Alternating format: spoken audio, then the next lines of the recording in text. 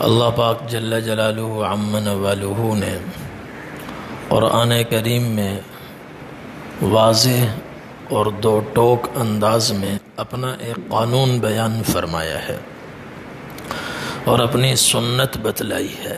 وہ سنت کیا ہے؟ فرمایا وما اصابک من حسنۃ فمن اللہ، کہ انسان کو کبھی خوشحالی حاصل ہوتی ہے اور کبھی بدحالی اسے لاحق ہوتی ہے، کبھی خوشی کے لمحات اسے نصیب ہوتے ہیں اور کبھی غمی اور پریشانی اس پر مسلط ہو جاتی ہے۔ تو اس کا قانون یہ بیان فرمایا کہ خوشحالی ہو، خوشی کے لمحات میسر ہوں تو یہ سب اللہ کا فضل ہے، اس میں تمہارا کوئی کمال نہیں ہے۔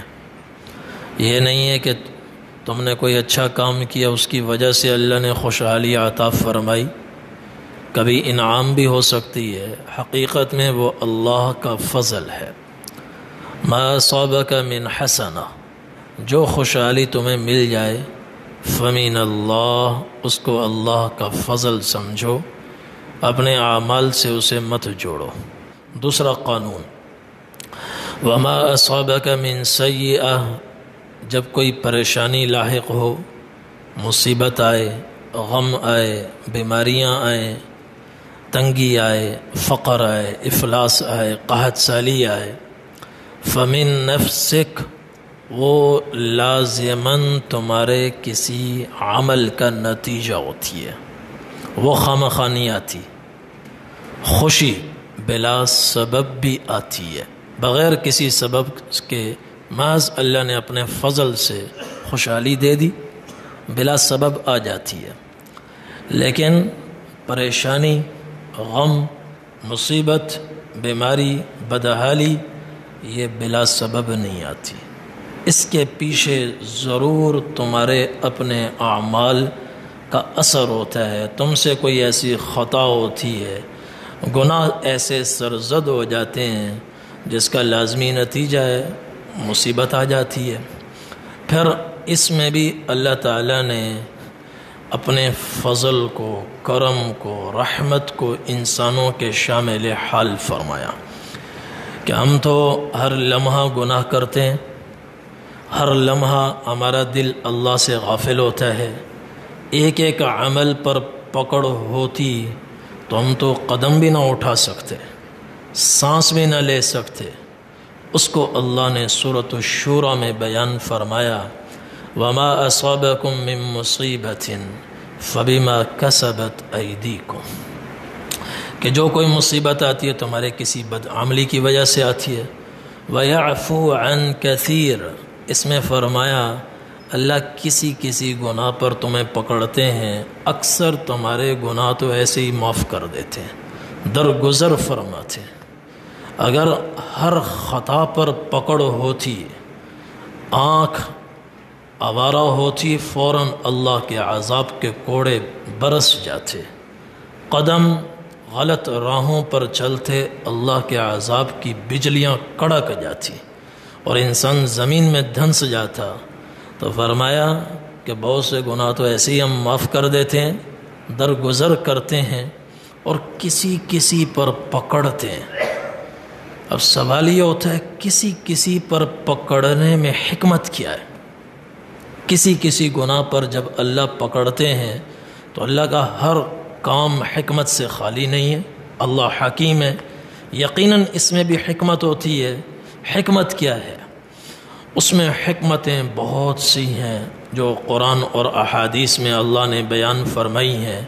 قرآن کریم کی ایک بڑی حکمت جو اللہ نے بیان فرمائی وہ یہ وَلَنُذِيقَنَّهُم مِّنَ الْعَذَابِ الْأَدْنَىٰ دُونَ الْعَذَابِ الْأَكْبَرِ لَعَلَّهُمْ يَرْجِعُونَ، بڑے عذاب کو ایک دم جہنم کے عذاب کو مسلط کرنے سے پہلے ہم تھوڑے تمہیں اپنے عذاب چکھاتے ہیں، بدحالیاں لے آتے ہیں، بیماریاں لے آتے ہیں، خوف و ہراس برپا کر دیتے ہیں، مختلف طرح کے حالات لاتے ہیں، اس لیے تاکہ تم ہماری طرف رجوع کرو، ہماری طرف لوٹو۔ یہ بڑا مقصد۔ جب کوئی مصیبت آتی ہے وہ مومن کے لیے تو رحمت ہی ہوتی ہے، اس لیے کہ کبھی اس سے درجات بلند ہو جاتے ہیں تب بھی وہ رحمت ہے، کبھی اس سے پچھلے 40-50 سال کے گناہ معاف ہو جاتے ہیں تب بھی رحمت ہے، اور کبھی اس کے نامہ اعمال میں بغیر کچھ کیے صدیوں کے اعمال خیر کا اضافہ ہو جاتا ہے تب بھی رحمت ہے، تب بھی رحمت ہے۔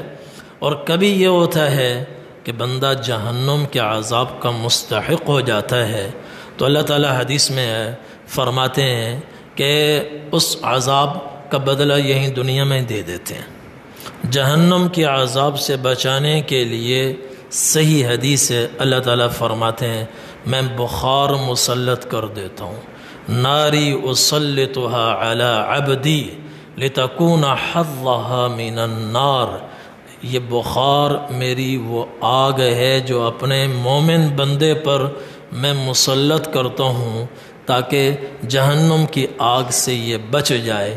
اس کا تو گناہ ایسے کیے ہیں جہنم میں تو جانا ہے، تو اس سے بچانے کے لیے اللہ اسی بخار کی آگ کو مسلط فرما دیتے۔ تو کوئی بھی حال ہو مصیبت مومن کے لیے رحمت ہے اور رجوع الی اللہ کا درس دیتی ہے۔ اور پھر نبی کریم صلی اللہ علیہ وسلم نے مختلف گناہوں کے مختلف نتائج بیان فرمائے۔ آپ صلی اللہ علیہ وسلم نے فرمایا ما ظہر الغلول فی قوم الا القى اللہ فی قلوبہم الرعب، کہ جب کوئی قومی اور سرکاری املاک میں خرد برد کرتی ہے اور خیانت کی مرتکب ہوتی ہے تو اللہ تعالیٰ اس کے دل کو شجاعت سے خالی فرما دیتے ہیں اور دشمن کا خوف رعب اس پر مسلط فرما دیتے ہیں۔ اور یہ نظر آ رہا ہے۔ اور فرمایا وَلَا فَشَ الزِّنَا فِي قَوْمٍ إِلَّا كَثُرَ فِيهِمُ الْمَوْتِ، اور جب کسی قوم میں زنا کی کثرت ہوتی ہے تو اللہ موت کی وبا کو عام فرما دیتے ہیں، پھر روز جنازے اٹھتے ہیں، لوگ روز سینکڑوں کے افراد تعداد میں اس وبا سے متاثر ہوتے ہیں اور لقمہ اجل بن جاتے ہیں۔ وَلَا نَقَصَ قَوْمٌ الْمِكْيَالَ وَالْمِيزَانَ إِلَّا قُطِعَ عَنْهُمُ الرِّزْقُ، اور جب کوئی قوم دوسرے کی حق تلفی کرتی ہے اور دوسرے کے مال و متاع میں ڈنڈی مارتی ہے، ناپ تول میں کمی کرتی ہے تو وہاں قحط سالی عام ہوتی ہے، خود رزق سے محروم ہو جاتی ہے۔ اور فرمایا وَلَا حَكَمَ قَوْمٌ بِغَيْرِ عَدْلٍ إِلَّا فَشَا فِيهِمُ الدَّمَ، جب کسی قوم کی عدلیہ ناحق فیصلے کرنے لگے، ظالمانہ فیصلے کرنے لگے تو پھر اس ملک میں خانہ جنگی شروع ہوتی ہے اور اس ملک کی دھرتی خون سے سرخ ہو جاتی ہے۔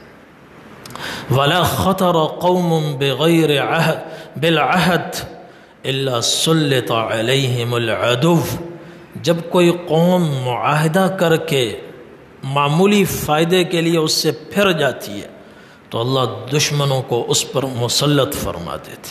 یہ حضور نے اثرات بیان فرمائے۔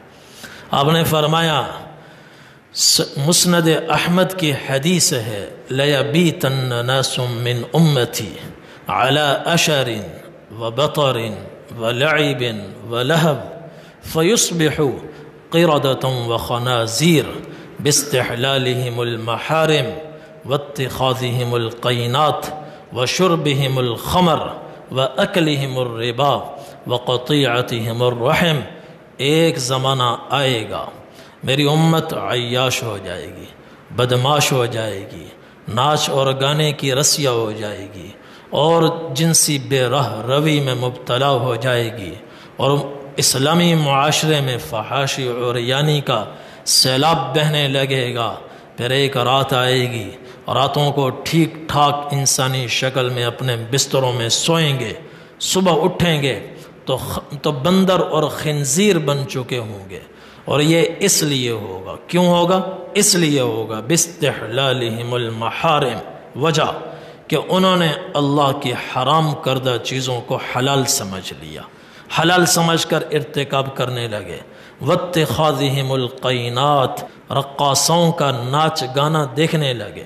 وشربہم الخمر، شرابیں کھلے عام پینے لگے۔